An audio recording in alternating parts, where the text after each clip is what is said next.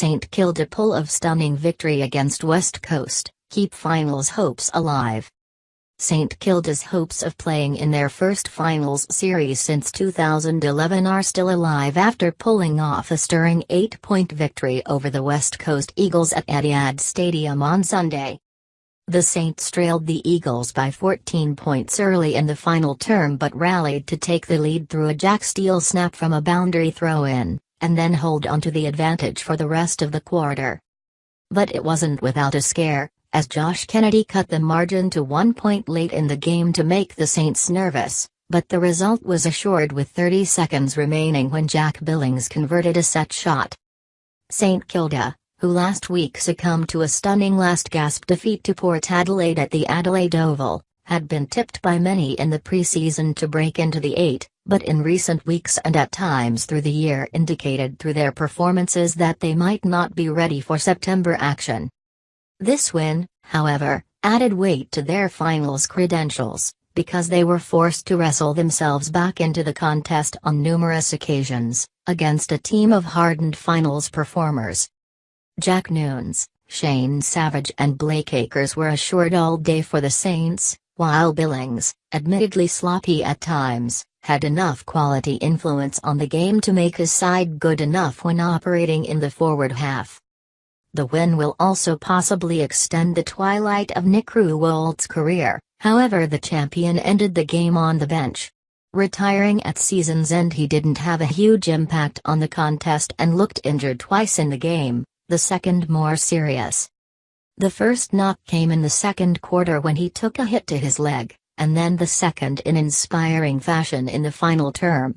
Attacking a loose ball, Ruwald clashed heads with West Coast's Tom Sheed, which forced him from the field.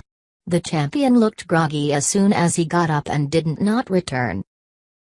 While the manner of their loss wasn't as meek as other away defeats this season to Hawthorn, Essendon, Gold Coast, and Collingwood, the Eagles will be disappointed they couldn't win a game they looked to be in control of when they had kicked 3-1 early in the final quarter.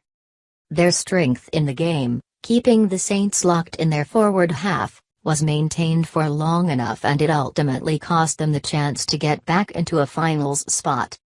The Saints are now equal on points with West Coast, Melbourne, Essendon, who sit in 8th position, and play the Demons, MCG, North Melbourne, Etihad Stadium, and Richmond, MCG, to end the season.